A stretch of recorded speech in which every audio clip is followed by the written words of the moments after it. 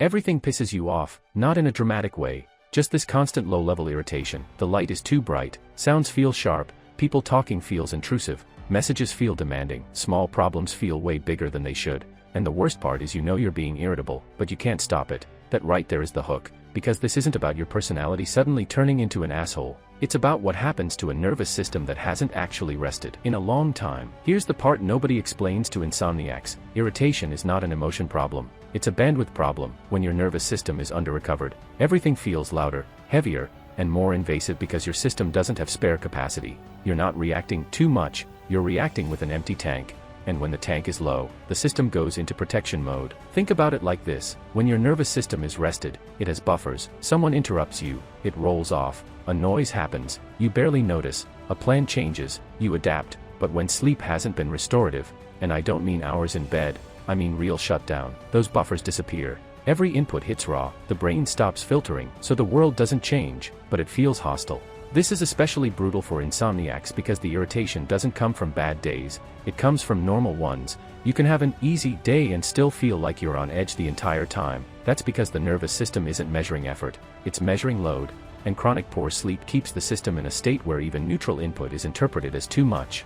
Here's the part that usually clicks: irritability is what anxiety looks like when the body is too tired to panic. When people think of anxiety, they picture racing thoughts or fear, but for a lot of exhausted people, anxiety shows up as snapping, impatience, numb anger, and that feeling of, can everyone just leave me alone? It's the same stress response, just flattened and sharpened at the same time. And sleep plays a massive role here. When you don't drop into deep, parasympathetic sleep, your brain never fully resets its threat sensitivity, the amygdala stays reactive, cortisol doesn't properly clear, your nervous system wakes up already primed. So by noon, everything feels like too much even if nothing bad is happening. This is why caffeine doesn't fix it and weekends don't fix it. You're not tired in a way that rest days alone can solve. If this sounds uncomfortably familiar, that's not a coincidence. This exact loop, poor sleep, reduced nervous system capacity, constant irritation, is something I break down very clearly in the guide, because most people keep blaming themselves instead of fixing the mechanism, and blaming yourself just adds another layer of stress. Another thing people get wrong is thinking irritation means they need to calm down, but you can't calm a system that feels overloaded by telling it to relax. That's like telling a phone at 2% battery to run more apps peacefully. The solution isn't emotional control, it's restoring capacity. Once the system starts feeling resourced again, the irritation fades on its own, not because you tried harder, but because there's room again. This is also why silence, stillness, or doing nothing can feel irritating for insomniacs instead of soothing. When the nervous system is depleted, stillness doesn't feel peaceful, it feels exposing, so the brain stays slightly activated, scanning, reacting, staying tense. That constant low-grade activation is exhausting, and exhaustion makes everything irritating.